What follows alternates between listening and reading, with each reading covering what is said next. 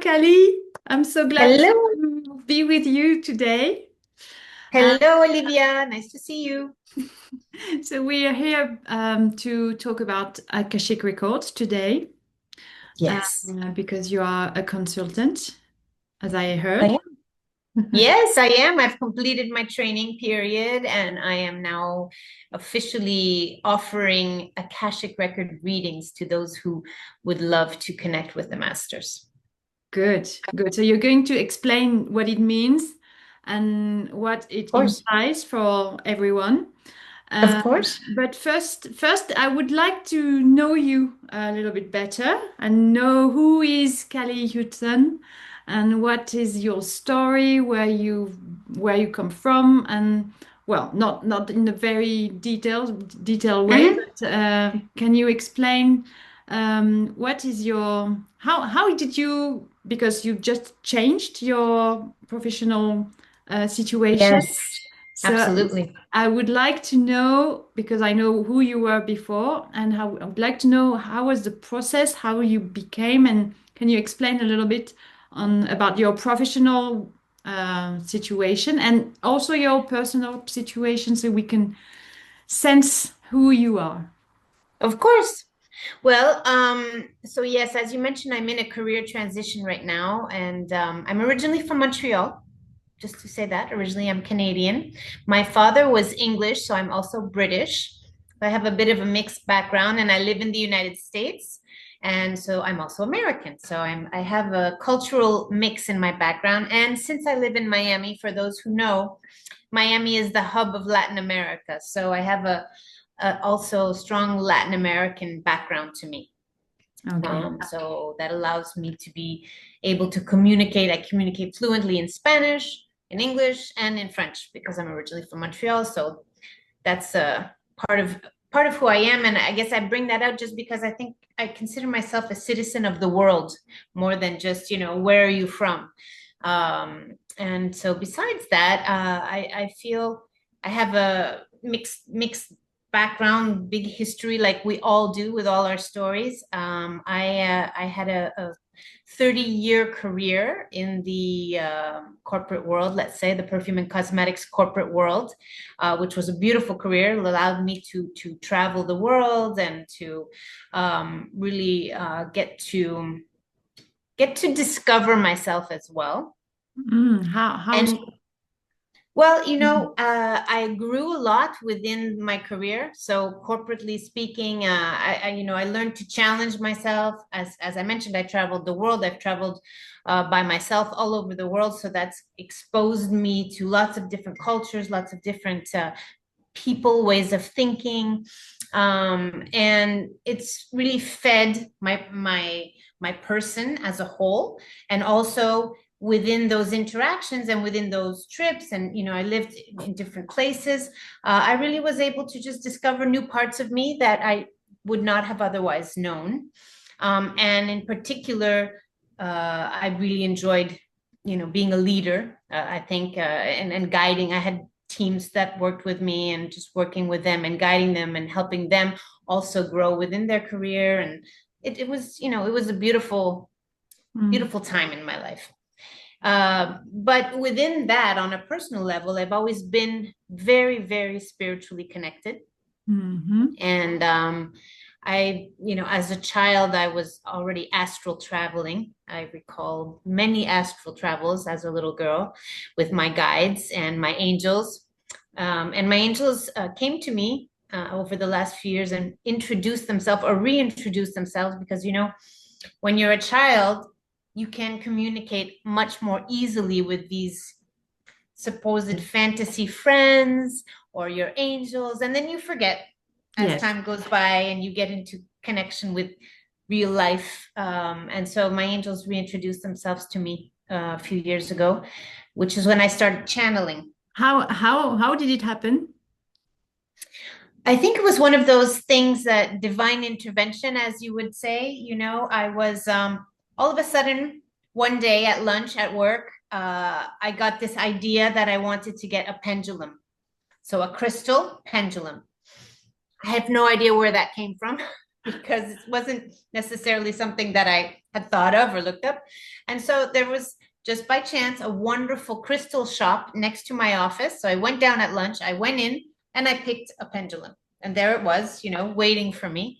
Um, and I started working with it. And as I started working with the pendulum, asking questions, I had always felt the presence of my guardian angels. And so I asked if they were there, and they said Mm. yes, And then, well, I asked them their names. So they introduced themselves as Constance, which I think is to me, was a very funny name. I asked them several times, are you sure that's your name? Constance, really? And I started to receive these messages, and I just started to channel more regularly using the pendulum. And at that time, I was also working with oracle cards, and I started reading the tarot and learning the tarot, and that was fascinating. And so many things were just going on in my life. Professionally was one thing, and then personally, I had always this passion for spirituality. But it was like two worlds, two very different worlds. Did you manage to put them together, or was it like very apart? It was very apart, because for me, it was very intimidating to say, I mean, within my working environment, the people I was close to, they knew, everybody's always known that I'm very spiritually inclined, Mhm. and I have certain beliefs about reincarnation and these types of things. But it wasn't something that I announced to everybody. And certainly when I started channeling, it was not something that I brought to the office. It wasn't something that I shared. Hey, by the way, no. But and that was actually partially one of my limitations to really start doing this openly and publicly, because I was still holding on, of course, to my career, which was important to me. And I had that fear. Well, what are people going to think? Mm. We always have that fear. What are people going to think? And then one day I just decided that's it. I have to come out and say it and let it be known that this is what's important, because not only is it important to me, and it's been very, healing to feel and know that there's this presence of light and love that's constantly there with you. But to be able to share that, because Mm. it's such a deep knowledge within me, within my soul, But even if that it's within us very deeply and very strongly, how did you get to manage to get rid of what people would think? Because this is a really, really difficult part. yeah. How did you manage that? Well, everything, I think, everything in life happens step by step. And so it wasn't just I woke up one day and okay, I don't care anymore. It was, first of all, okay, let me launch an Instagram page, which I did. I launched a separate Instagram page from my personal page, which is called Conversations with Kally. I've had this name in my mind for many years. I knew that this was what I wanted to call my new, let's call it practice, business, whatever. And so I launched my Instagram page. And initially I was quite shy about it. So I would just put little postings of, you know, thoughts of the day and things like that, without necessarily getting into the real crux of what my deep beliefs were. And then as time went by, I started posting videos and pictures, so exposing myself a little bit more to my ideas. And then I was challenged. Well, you and I, Olivia, we met in Bali in September for a beautiful training. And during that training, I was actually challenged to make 4 videos a day. And so this training was 1 month long. I had to make 120 videos. So that really took away some of Yes, my fear of exposing myself, of speaking, of sharing my ideas. And so I've started to publish more of them. good. Okay. Yeah. So we can find those video on your YouTube page or something or Yes, Instagram. not the 120 videos. I didn't post all of those, but Oh, then we can find a few of the videos from that I've done recently. Yes, okay. absolutely. Okay. And so if we go back a little bit, how did you how did you leave your job progressively, or was it like you just said no, I'm stopping it? How did it happen? Well, I had a burnout. Oh. I burnt out. And so this is and another part of my path towards where I'm at today and towards what I'm doing, which is again, I was very tied to my career. It was a reflection to me of who I was to the world. And I was a successful corporate person. And so without that, it meant, well, who am I? If I'm not that, who am I?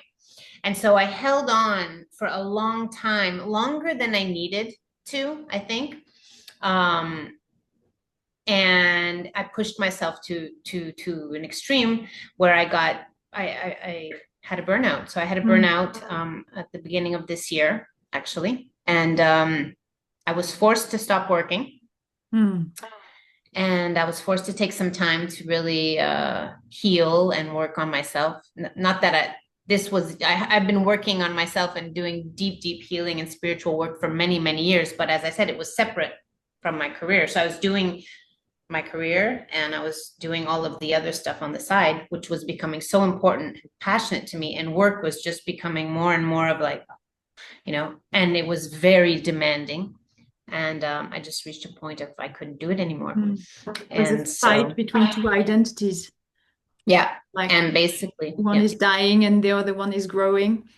exactly. Yeah. So I had a burnout. I took some time off thinking, okay, I'll go back and I will, together with that, start my spiritual practice and start, creating something side by side. I returned to work after 6 weeks leave of absence, thinking I was going to be able to, go back to work, balance my work life with my spiritual endeavors. And I realized the day after I returned to work that it was absolutely not possible. Right. And so, yeah, I took me 2 months to finally leave, which isn't that long No, in the state of things. And so, yeah, after 2 months, I finally was able to, negotiate what I wanted and leave. good, Yeah. good. So And so, how did you discover the Akashic records? And can you, at the same time, explain what it is? absolutely. So the first time I heard anything about the Akashic records was back in 2019.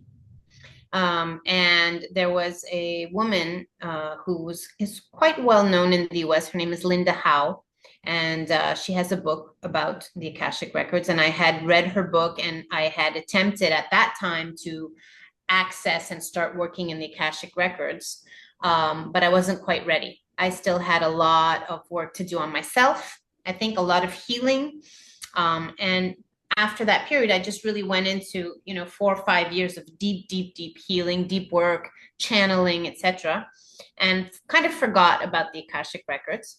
And then last year, over a year ago, a friend of mine reminded me of this book and said, "Oh, you should read it." This woman has a similar background or a similar trajectory, let's say, as you do. And so I picked it up, I started reading it, and she has a specific prayer for the records, and I started practicing it. In immediately, I was able to access the Akashic records. So that was over a year ago. Okay. Um, however, and I'll tell you what the Akashic records are in a minute. But however, as I continue to work with her prayer, and I also wanted to try to read for others, to read their Akashic records for others, and there's another specific prayer for that. And I wasn't quite able to do it. It felt like something was missing. And so I really started looking for a teacher. And she was not teaching, and her courses were filled up, and she's retired, and so forth. And that's when finally I came across Ernesto Ortiz, our teacher, who is, a fascinating man, brilliant. and I found his training and from Journey to the Heart and ended up going to Bali where, my life completely changed, where we Mm. learned, more about the Akashic records through the sacred prayer, the original sacred prayer. And so what does all this mean? The Akashic records. So what are the Akashic records? The Akashic records are the records of the experience, the life, the existence of every single soul that exists from the time of its inception through the past, present, and potential futures.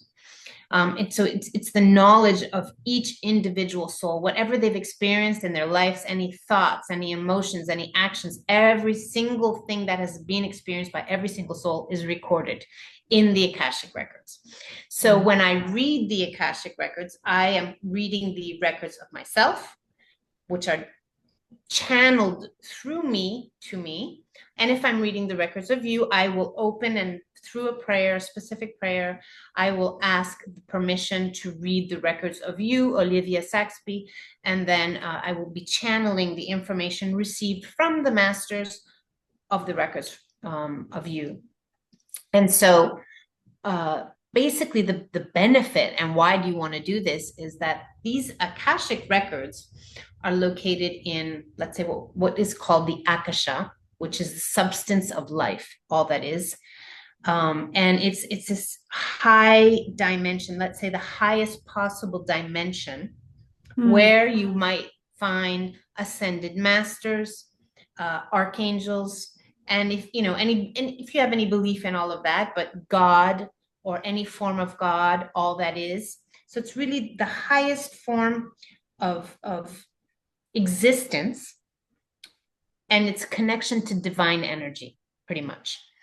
Now, I know a lot of people are not religious, and this is not about religion at all. And some people may consider, okay, well, it's God because they're religious, or it's energy because they just believe in physics, quantum physics, for instance. But whatever it is, it's very, very powerful divine energy that is filtrated through me, channeled through me, or whoever's reading the records. And it allows you to have access to this divine information that is coming in the form of pure light and love. And it comes in and it is healing in the deepest levels of your soul. And it truly allows you to find and express whatever limiting beliefs you may have in your life today that are stopping you from truly being who you're meant to be and finding happiness. Ultimately, happiness is what we're all looking for. We all need to be healed and find happiness. And this is one of the most powerful tools available to do that. Very, yeah. It sounds really powerful the way you are talking about it. It's beautiful. And what if I'm what would be the difference with a like normal channeling, normal if you go to see a medium or somebody like this? Why would I want to see you better than others typical channeling? Well, that's a good question, and I can answer it because I've done a lot of that. So, one of the big differences between working with the sacred prayer that was really given to us through Don Ernesto Ortiz, through the Journey of Heart, Journey to the Heart, is that when I was channeling before with the other prayer, it would just open me up to everything. So I could access anything that wanted to kind of channel through me, I could have access to. So there wasn't that level of protection.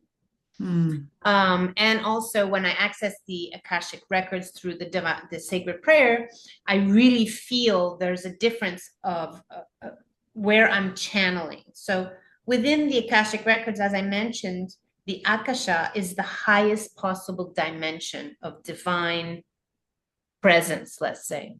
So when you're channeling other beings, they're not necessarily located in the Akasha. They may be in other realms, other planes. So they could be in the etheric plane. They can be in other planes. They could potentially be in the astral plane, which is not good because that could be, potentially, a negative energy or a fraudulent energy, somebody that's pretending, imposter energy, posing to be something else. So the difference with receiving information from the Akashic records is that you know that when you're receiving information from the Akashic records, it's protected, it's divine, it's pure light and love. There's nothing else coming in.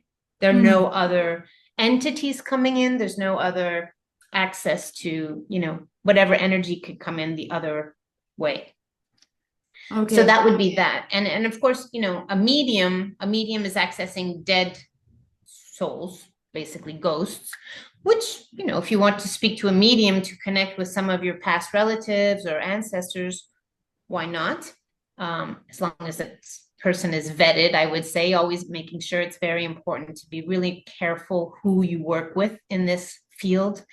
Um, but you can also, within the Akashic records, if you have unfinished work with a relative who has passed away, they will come through the Akashic records, through the reading. They will come and present themselves to you, or you can call to them and you can resolve unfinished business, let's say, or karmic things that need to be resolved. So the Akashic records does it all, in Yeah, a so safe way. talking about karma, so I could what could you tell me about the karma if I wouldn't believe on karma, how could that help me to know anything about it? What could you tell me? Well, karma is a word that everybody uses easily and lightly. Oh, that's bad karma. My Oh, teenage boy use it. yeah, Bad karma. bad karma. Exactly. I think it's very misunderstood. And so whether you believe in karma or not, it's just kind of a fact. It just is. It's a balance of right and wrong. It's a balance of energy, pretty much. You need the polar opposite of energy. So if you have in a life, and again, we have to assume in this conversation that we believe in reincarnation and in multiple possible lives. So that's, where the idea of karma comes in. If you do something, in making it very basic, but if you do something in any life that is negative or bad towards somebody and causes them maybe some form of harm, then it has to be balanced out. That negative energy doesn't disappear. It doesn't go away. You have to find a way to balance it out. It's going to be balanced out one way or another, whether it's in this life or another, whereby either you do something that is extremely positive for this person, so you cancel out that karma, you create merit, or you inverse roles with this person so that you may experience the sort of damage that you did to that person, you may experience it yourself. And it goes, I'm not going to get into the depths of karma that are taught in Eastern religions like Buddhism and Hinduism, because it's definitely not my forte. But there's always lessons and there's always things that have to be balanced out in your life. And so Mm, you want to know what they are, because they're going to play out whether you're conscious of them or not. So if you're not conscious of your karma, then you're kind of blind and it's playing out in your life, trying to teach you and trying to balance out this energy. You're better to know about it and to mm. try to heal it and to work through it. So if I'm living something difficult with someone in my life, I may have a bad karma to deal with him or her. And let's not even call it bad karma, because it's not necessarily bad karma. It's just life. We all have, even the smallest of things, there's good, there's bad, but there's life experience. So yes, you may have karma. I don't want to just call it bad karma necessarily. It's just karma. It's something that has to be balanced out, something that has to be worked through. Chances are, obviously, yes, if you have somebody in your life and your closest relationships are really here to help you learn your lessons, balance your karma, clear your karma, etc. And so through the Akashic records, you'll be able to identify exactly what it is that happened maybe in a past life and what it is you're working on in this life to balance out this energy, to balance out and clear the karma. Mm, okay. Okay. Do you have examples of people who consulted you to like funny stories that are really so we can understand what happens during a consultation? Um, I mean, one thing that's fascinating about the consultations is people that I don't know come to me and bring their story or whatever it is they're talking about, and it is exactly a mirror to something that I have lived and that I have healed deeply in my life. Um, some of the traumas I've overcome in my life are uh, quite challenging, I guess, but I've been able to heal through them. Would be sexual abuse, um, burnout. I've mentioned abandonment issues, divorce, things like that. I'll give you an example. Recently, a man came to visit me who was in the midst of getting divorced. And I didn't know him very well, and I certainly didn't know his story. And as he started to explain what he was going through, the reasons he was getting divorced, how it was playing out between him and his ex-wife and his child, it was an exact replica of what had happened during my divorce. I mean, it was like a mirror. It was as if I was looking at, what had happened in my divorce. And so with that, I was able to, of course, receive the information from the masters to guide him on his journey and where he was at, to help him heal through this divorce and the grief of the divorce, because it's a deep loss. But also through my experience, I was able to share some of the things that I had done that had worked for me, because the masters wanted me to share that information with him. Mm. And this has happened several times, Mm. different things like that. I've had people come to see me and talk about sexual abuse, which is unfortunately more common than others, but seeing as how it's something that I have experienced, I was able to guide this person as well. So it's quite fascinating, to be Mm. honest, the things that have come up. Okay. Yes. Okay. Yes, it's beautiful. Um, so what happened in Bali? What did you experience there? Oh my goodness, Olivia, you and I had a great time in Bali. Um, I think for me, so we were a group of almost 25 students, as you know, learning the Akashic records through the teachings of Ernesto. And I think everybody had different experiences, obviously, based on their life. I would say for me personally, it was a culmination of all of the deep healing work that I have been doing over the past 5 years, that had brought me down many paths to heal some of the things I've just spoken about, that I've lived through, over in childhood and then over the past several years.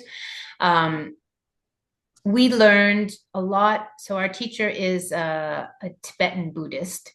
So we learned a lot about Buddhist philosophies.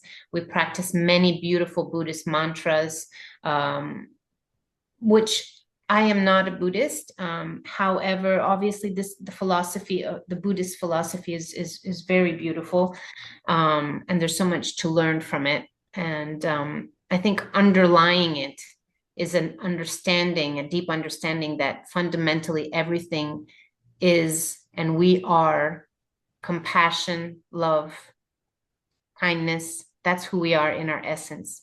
And so, how do we connect to that in our heart? Because that's where we need to be. We have to go to our heart, get out of our head and go into our heart. And when we really do that and we heal our wounds, we heal our traumas, what do we connect with? And what we're left with is a space of deep inner peace that is connected to love, connected to compassion, kindness for ourselves, for others, for humanity. Mm. And I really feel like that is what I left Bali with, Mm. that deep understanding of what I've just explained, and a deep healing, profound healing. We did some healing work that was that truly brought us, to our knees, literally, at times. Um, And one of the keys to that, also one of the key things we did is work on forgiveness. And forgiveness, I don't think anything is possible in terms of healing, in terms of growth without forgiveness. Mm. And forgiveness can be really hard, especially when you're talking about things like sexual abuse. And we hold on to anger and we hold on to pain. And all of that is just holding us back. It's not about the person, it's about us. And if we can't heal ourselves and we can't forgive, we're holding on to these emotions that are bringing us down. So we have to learn to forgive. And we did a lot of that in Bali as well. Yes, yeah. Yeah. It's So that was really beautiful. difficult. I think it's most difficult to understand that healing is necessarily going through forgiveness, Yes. and it's difficult to understand it with our mind because sometimes you can't imagine how a wound keeps you away from your heart, and Yeah, just like forgiveness, you of just course. learn how to go deeper and deeper in your heart. And I think maybe that's what the Akashic records are about. It's about Yes. helping everyone to go deeper and deeper into love, compassion, and in our hearts, and that Yes. and to heal. So Yeah, that's absolutely. and I think well, maybe you mentioned it, but when people come to you for a consultation, Hmm. um, it's not only about knowing what's going on in my life about this subject or this one. It's also with the willing of healing, and that's even more powerful. What could you do you have examples or things about that? Yeah, so I think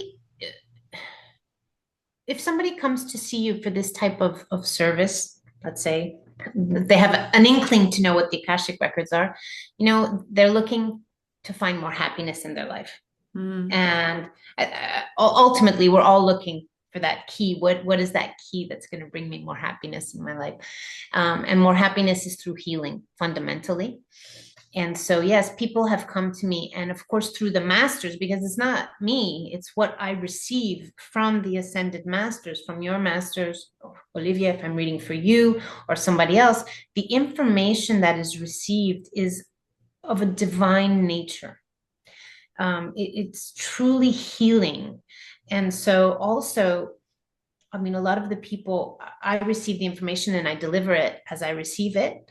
I may receive it verbally, like I'll hear the words. I might have images.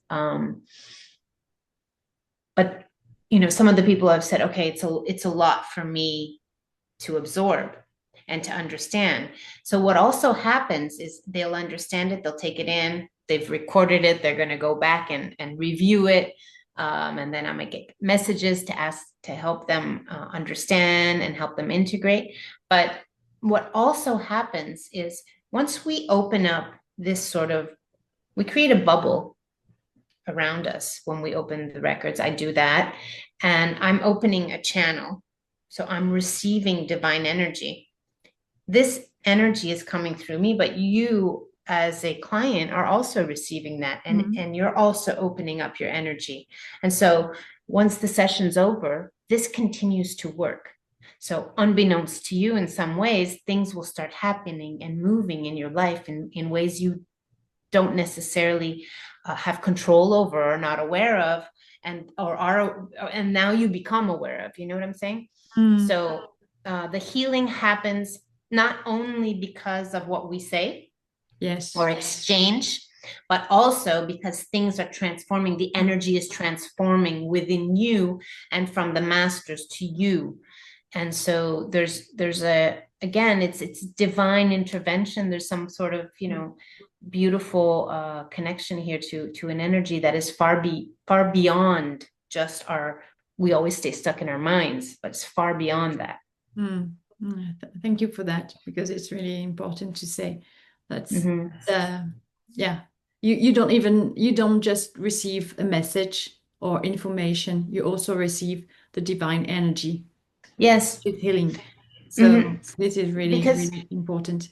a lot of people, I had a client the other day and she said, I've been in therapy for so many years. And I'm not knocking therapy. Therapy most definitely has its place and its value for Yes. sure.